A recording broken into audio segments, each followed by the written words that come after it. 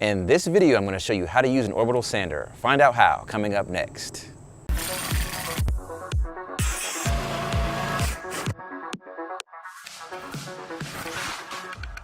What's going on, guys? Kendall here for Renos for Pros and Joes, helping you simplify the renovation and remodeling process. On this channel, we do hands-on product tool and gear reviews, as well as renovation tip and strategy videos. If you're new to the channel, consider subscribing.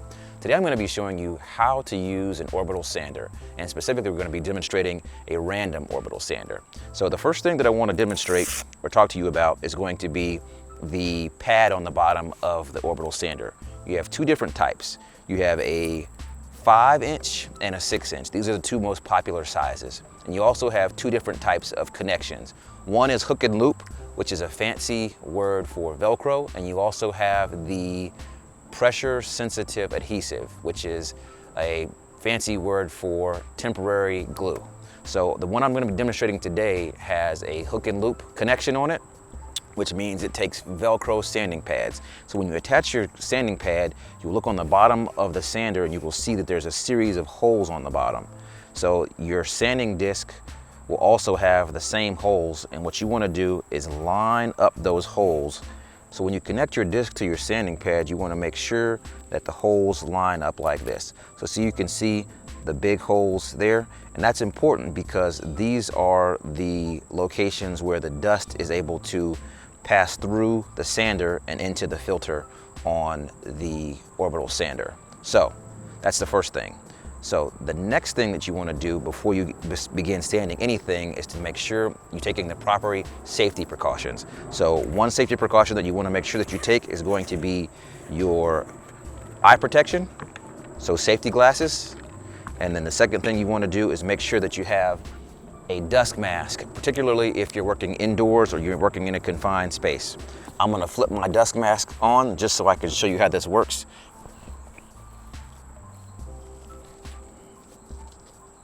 Make sure that you have a good connection on your dust mask, and you want to have a good seal around the edges, and make sure that you have new, clean, working cartridges. Then you want to put on your glasses.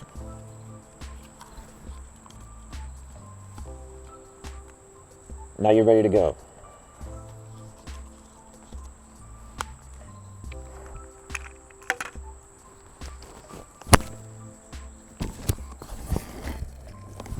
Okay guys, now because I am demonstrating today, I need to be able to speak with you, so I'm not going to have on my respirator. I'm outside, but I will wear my glasses for safety's sake.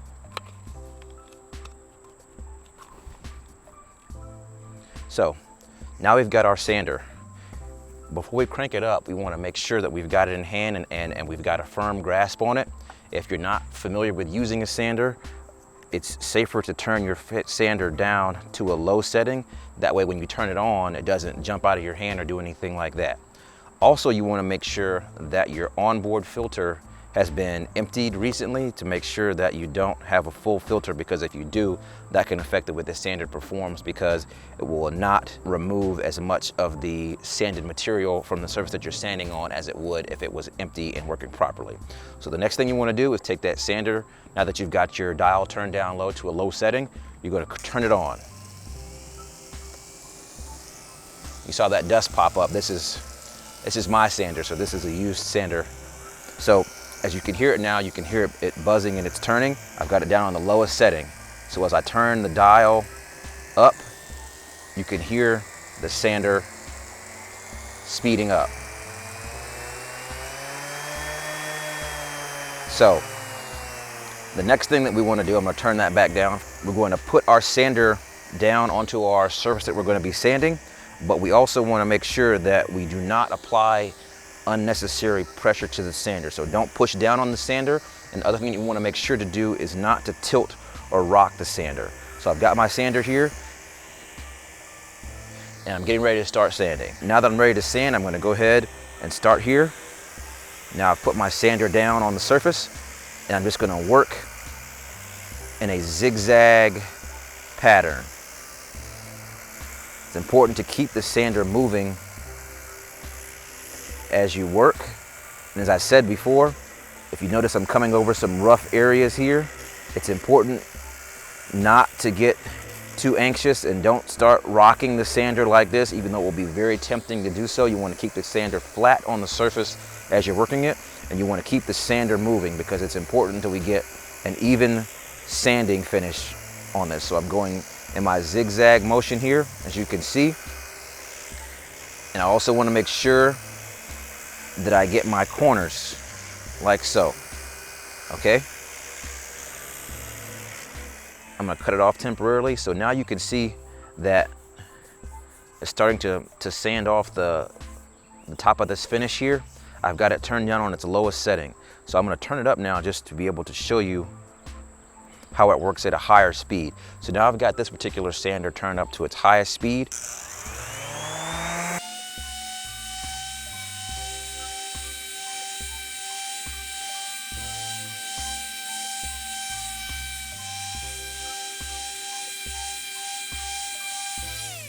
So you can see now it's slowly taking off more and more material here. Now the other thing I wanted to mention to you is that when you're trying to select your sanding discs, you want to try to pick the one that's going to be closest to what you're going to feel is in the middle of the road, and then work up or down from there. So as the numbers go up in the grit rating, the sandpaper becomes finer and creates a finer finish, which means that it's less aggressive with the sanding. Okay guys, so far I've been working with a 60 grit paper. However, this one is very beat up and worn out. So I'm gonna use the same grit paper that's already on here, same brand, same everything, just brand new. And we're gonna see how much differently it performs. So I peel that one off, and then I'm going to line my holes up here.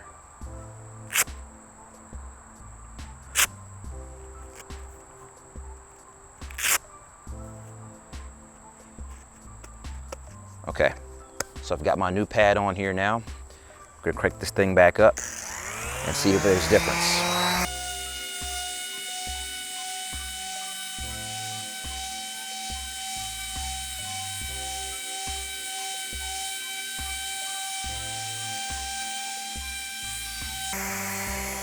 When you're sanding like this, keep in mind that this is a slow process. So we're removing small amounts of material at a time. We want to make sure that we are passing over our surface evenly to make sure that we have an even sand overall. So always remember not to tilt or rock the sander, like I just showed you, and not to push down on the sander, because that can affect the way that it works. You may be able to get it to remove more material temporarily, but once again, the goal is to have an even finish overall. And we also don't want to put any type of undue stress on the sander, because that can damage the tool as well as affect it the way that it works and the type of finish that it leaves on the surface of what we are sanding. So if I stop now, you can see that it is a little bit lighter than it was before when we compare it to this side here that has not been sanded.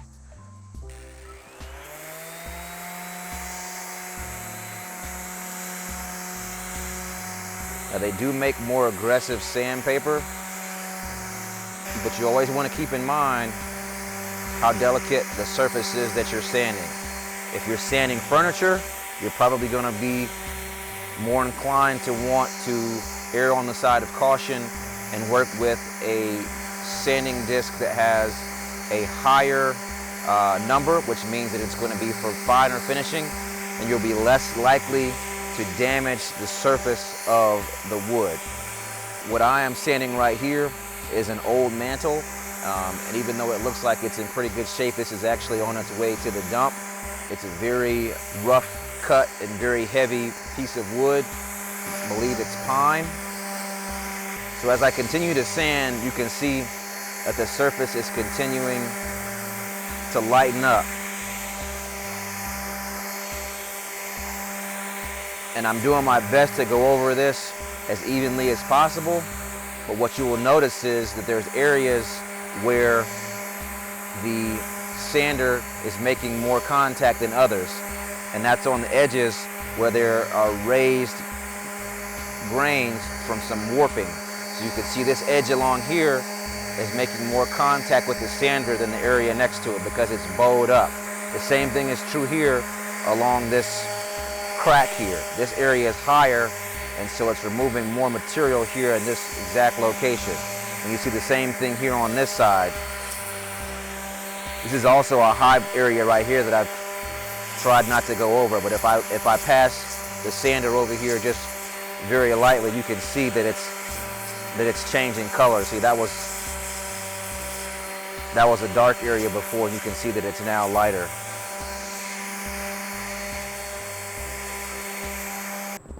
Take your time. This is a process that does take time, and in order to achieve the highest level finish, you want to make sure that you don't become too aggressive with it as you are sanding. This is the sander that I used on a recent project that I completed, sanding a lot of overhead beams, and it worked out great. This sander has what's marketed as the best-in-class dust collection system. I was very pleased with the way that it performed, and I was pretty sensitive to that because I was sanding all overhead. So because the beams were already installed, I was doing all of my sanding essentially like this and like this, which means that this sander and the dust that it produces is very close to my eyes and my face and my mouth, and I was very pleased with the way that it performed. This sander also comes with a connection to be able to hook it up to a shop vac, which also makes it even more versatile.